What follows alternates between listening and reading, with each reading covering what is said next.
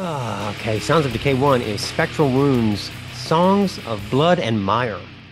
It occurred to me that black metal is a lot like a gymnastics competition.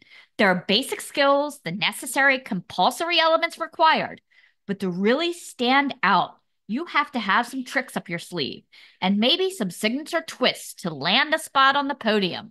Spectral Wound does all that to a most satisfying effect in this fourth full length for this quartet out of Canada, giving even the Norwegian teams a run for their money. A perfect example of this is the horn marauding, offering the black metal basics of the tremolo, oscillating riff synchronization of Patrick McDowell and Andres Arango, swirling with the ease of the guys on the pommel horse and making that crazy speed look just as easy.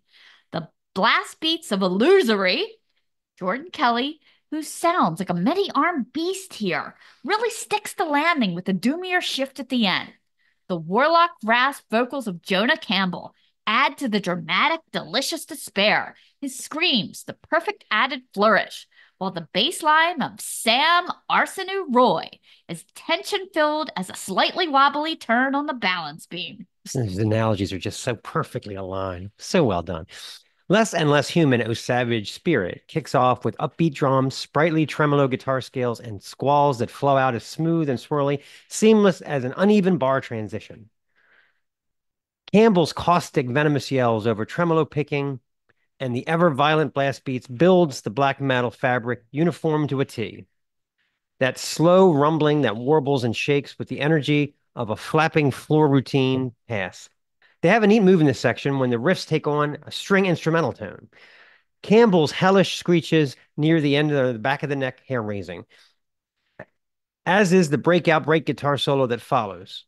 Likewise, 12 Moons in Hell features insane fast minor guitar riffs, ripping off like cartwheels and drums that blast and accelerate quicker than the sprint down the vault. Howls resound with despair over guitar gloomy minor chord fest. All that is solid melts like flesh into the air.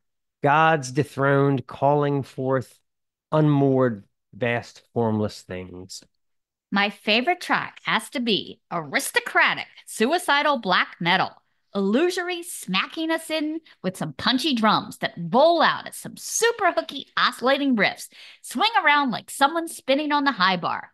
Blast beats pummel in here and there, layered with vocal rasp, dripping its poison into the mix. When McDowell and Arango change up and settle into a chug, and then climb back into the melodic climbing notes, it scratches that black metal itch with their succulent, infernal din. The tempo shifts are as entrancing as the swings and pauses in a parallel bar routine. The Bandcamp page quotes the band as saying, "This album is music for the poison, the futile, the debauched and profane, the blooming of a flower of corruption torn by cold winds."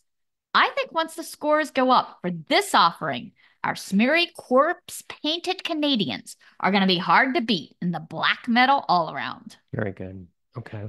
Let's play a song. This is our aristocratic, suicidal black metal.